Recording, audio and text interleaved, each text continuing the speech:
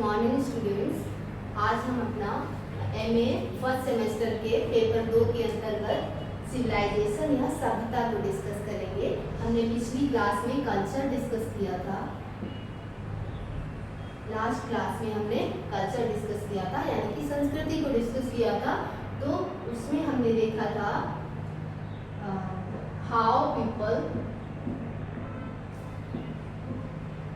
Live and think, मतलब कि किसी समाज के लोग कैसे रहते हैं और क्या सोचते हैं। तो जो कल्चर था वो क्या था, एक जीवन शैली या वे ऑफ लाइफ था।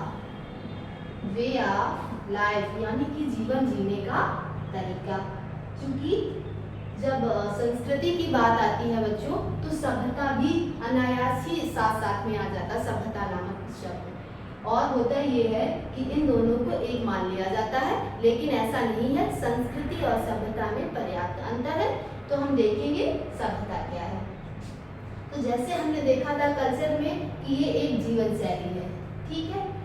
इसमें है how people live and think. Culture में इसमें है व्हाट पीपल हैव, मतलब कि किसी समाज में अपनी संस्कृति को अपनाकर, अपनी जीवन शैली को अपनाकर,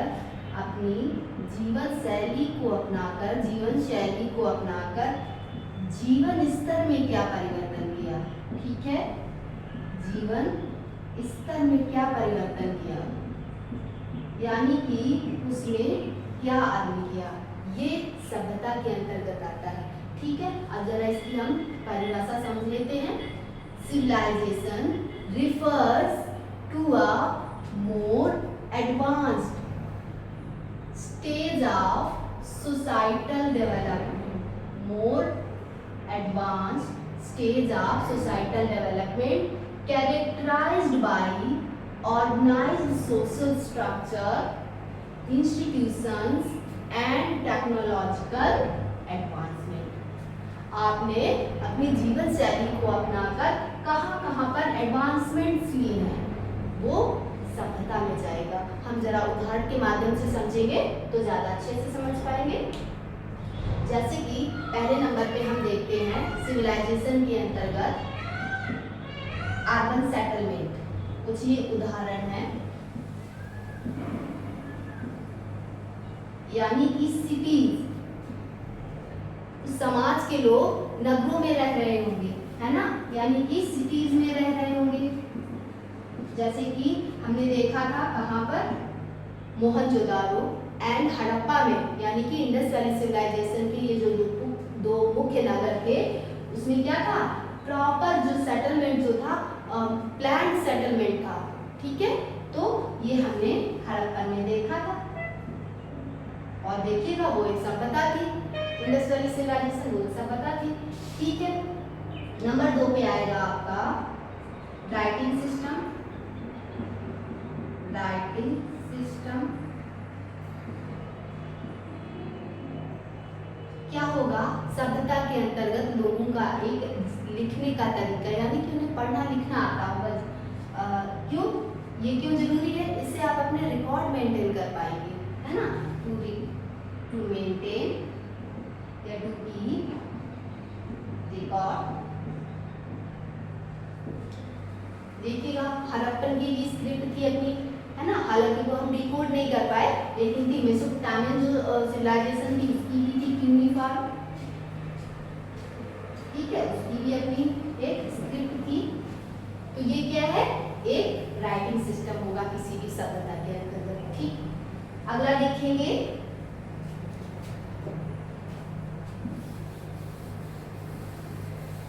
अगला जो आ जाएगा बच्चों वो होगा एडमिनिस्ट्रेशन।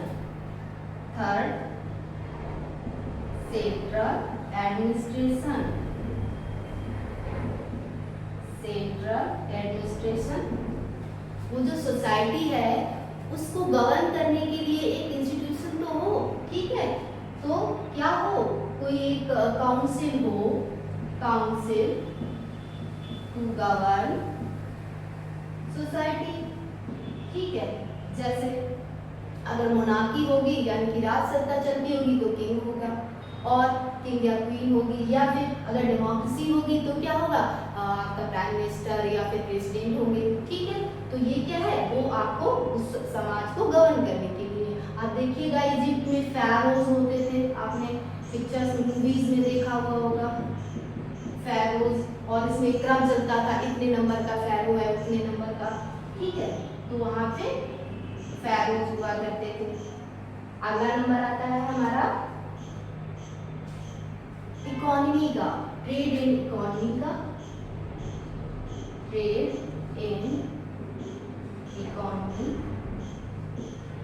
ठीक है, ट्रेड एंड इकोनॉमी में क्या होगा, लोग जो होंगे विभिन्न व्यवसायों में लगे हुए होंगे, कोई एग्रीकल्चर कर रहा होगा, कोई क्राफ्ट मतलब कि शिल्प में लगा हुआ होगा, कोई बिजनेस कर रहा होगा, है ना, कोई प्रशासन में लगा हुआ होगा, तो लोग भिन्न भिन्न व्यवसायों में लगे हुए होंगे, जिससे क्या होगा, आपका इंटरनल एंड एक्सटर्नल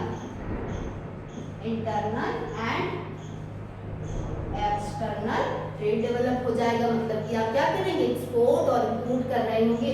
इंटरनल मतलब किसी समाज का उस समाज के अंतर्गत ही, और एक्सटर्नल क्या, उस समाज से बाहर या उस देश से बाहर। जैसे देखिए इंडस वैली सिविलाइजेशन या सिंधु घाटी सभ्यता में मेसोपोटामिया से उन लोगों का बहुत ही विकसित व्यापार होता था। ठीक है, तो ये हो गया हमारा ट्रेड एंड इकोनॉमी का मतलब कि क्या होगा, कि विकसित अर्थव्यवस्था होगी, है ना, या विकास की ओर अग्रसर होगी लगातार। अगला नंबर हमारा आ जाएगा साइंस एंड टेक्नोलॉजी का। ठीक है, अगला नंबर हमारा आ जाएगा साइंस एंड टेक्नोलॉजी का।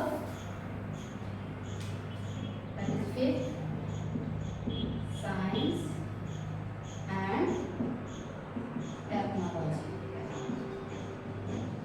इसमें हम देखेंगे डेवलपमेंट देखेंगे हम टूल्स में, यानी कि इक्विपमेंट्स में हम डेवलपमेंट देखेंगे, और हम देखेंगे आपके आर्किटेक्चर में, एंड देखेंगे एग्रीकल्चर के जो मेथड हैं उनमें, एग्रीकल्चर के जो मेथड्स हैं उनमें भी हम क्या देखेंगे, हम उनमें प्रोग्रेस देखेंगे, वो भी और एडवांस हो रहे होंगे पहले की अपेक्षा। अब देखिए वर्तमान में हम मोबाइल, हमें मिले, ठीक, हमने मोबाइल आविष्कार किए, इसके बाद कंप्यूटर आ गए, सुपर कंप्यूटर्स बन गए। अब तो हम सारा का सारा क्या करते हैं, रोबोट से सारा का सारा रोबोट पे जा रहे हैं। तो ये क्या, हम लगातार एडवांस होते चले जा रहे हैं, है ना। तो ये क्या है, साइंस एंड टेक्नोलॉजी में क्या कर रहे हैं, डेवलपमेंट। आप देखिए पहले भी इंडस सिविलाइजेशन में क्या था, उनका हड़प्पा और मोहनजोदारो का क्या था, ड्रेनेज सिस्टम देखिए कितना बढ़िया था, है ना। ये उनकी टेक्नोलॉजी का एक प्रमाण था। आप इजिप्ट के पिरामिड देख लीजिए, लोग देखने जाते हैं, टूरिस्ट प्लेस रहता है, जो उनकी पिरामिड्स हैं, पता नहीं चलता ये कैसे बनाए इतने बड़े बड़े पिरामिड्स। ठीक है, तो ये क्या है, ये उनकी टेक्नोलॉजी थी। तो ये सारी चीजें जो हैं ये एक सभ्यता को दर्शाती हैं। और हमने यहाँ पे जैसे लिखा था ऑर्गेनाइज्ड सोशल स्ट्रक्चर, तो इसका मतलब है लोग जो हैं एक संगठित तरीके से रहते हैं, बिखरे नहीं रहते हैं। कैसे, रिस्पॉन्सिबिलिटीज के साथ, अपनी अपनी जिम्मेदारियों के साथ। परिवार नामक संस्था एग्जिस्ट करती है ना। क्या होता है, फैमिली होती है, और फैमिली में बच्चों के प्रति माता पिता का क्या उत्तरदायित्व, और इसके बाद बच्चों का अपने माता पिता के प्रति क्या उत्तरदायित्व है। तो ये क्या, एक संगठित ढांचा है समाज का। ठीक, तो हमने देख लिया संस्कृति क्या थी, एक जीवन शैली, और सभ्यता क्या है, जीवन स्तर में। ठीक है, थैंक यू, मिलते हैं।